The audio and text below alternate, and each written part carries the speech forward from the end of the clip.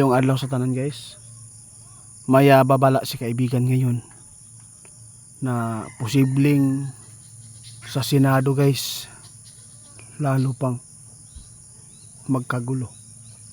Kaya nakakatakot po, kawawa talaga ang mga Pilipino dito guys na yung tapat, no, na nagserbisyo sa ating bansa kaibigan.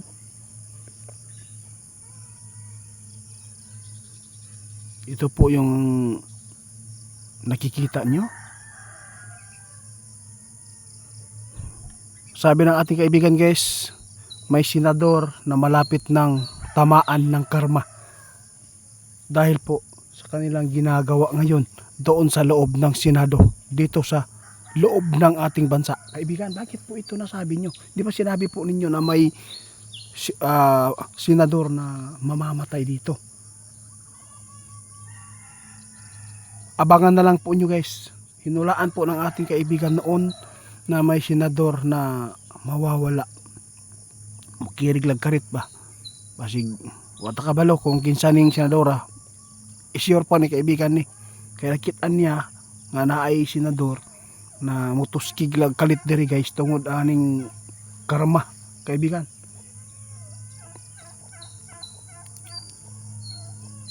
Sabi po ng ating kaibigan ngayon, kaya sa lahat po ng mga Pilipino, mga taong bayan na nasasaktan sa nangyayari po dito sa ating bansa, makinig po kayo. Huwag po tayo magpahila ng dyablo.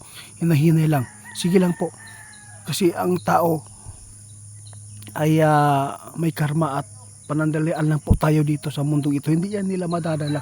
Kahit nahihirapan man po tayo. Sa totoo lang, masakit isipin na ganito po ang ginagawa nila. Sila pa ang dapat nating sundin, pero sila po ang sumuway sa batas, kaibigan.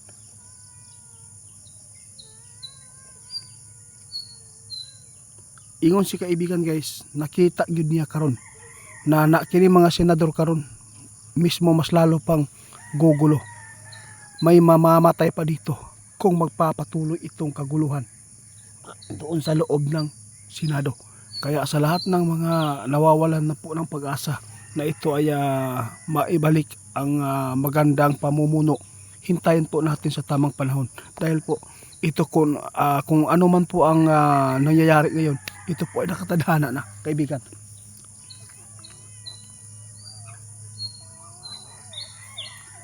Ang ating pakaingat-ingatan ngayon na sana ay hindi mangyari yung martial law, no? Sana kung may rally man na maganap, sana lang, no, makaisa ang lahat ng Pilipino tulad po ng mga kasundaluhan natin at pulis para walang masasaktan. Kung mag-rally man kayo, kung may mga pulisman na nag-protect dyan sa ating bayan, no, baka buhay lang ang kawawa at ang katawan ng isang tao ay masasaktan lang. Ngunit hindi pa rin makamit ang inyong inaasam-asam na yung administrasyon na ito ay bumaba sa kanyang pwesto. Hindi po siya bababa. Yun po ang nakita ng ating kaibigan. Kaya mag-ingat tayo, huwag tayo magpahila sa mga demonyo, kaibigan. Nakita po ng ating kaibigan guys na itong nangyayari sa atin, no, dahil po kagagawan ito ng mga sakim na tao at dyablo. Kung ito man ang kanilang mga plano para maggawa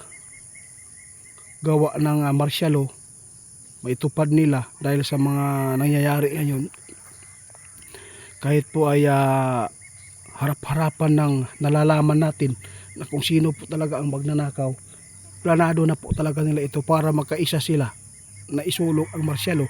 Tapos hindi na sila makapagpasya ng halalan ngayon 2028 para sila pa rin ang mamumuno at hindi mapalitan ang ating administrasyon. Kaya yun po ang tandaan ninyo. Kung mag rally man mo diya nga kamulang ianda lang yapong kadaghana, ayaw na lang tuod kayo kauluoy kaayo pag abot sa panahon ani guys. I-martialo man yun okay lang. Okay lang daw sana, sabi ng ating kaibigan, na ang mga kapulisan natin at sundalo ay sasama.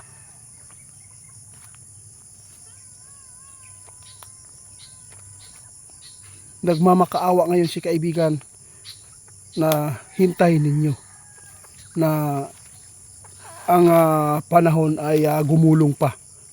Tiisin na lang natin. Kaya maraming salamat po kaibigan. Hanggang dito na lang muna guys. Si kaibigan ay nagmamadali dahil wala man siya kahapon. May tinitingnan silang kalamidad ngayon na papasok dito sa Pilipinas. Mag-ingat po tayong lahat. Kaibigan, salamat ha. Hindi lang ako magtatagal dito guys. Sana po ay ingatan po kayo ng Panginoong Diyos at saka yung mga taong sumusuporta sa amin. Sana bigyan po ng maraming blessing at magandang pangangatawan at ingatan sa pang-araw-araw na biyahe kung saan man kayo pumupunta, sa trabahoan ba o basta saan-saan. Kaya huwag po natin kalimutan ang Panginoon guys, nasa atin po lagi. Basta gumawa lang tayo ng tama na hindi labag sa Kanya. At lalo na yung mga bata natin, disiplinahin natin ng mabuti dahil ayaw natin na mapapahamak po sa pagdating ng panahon.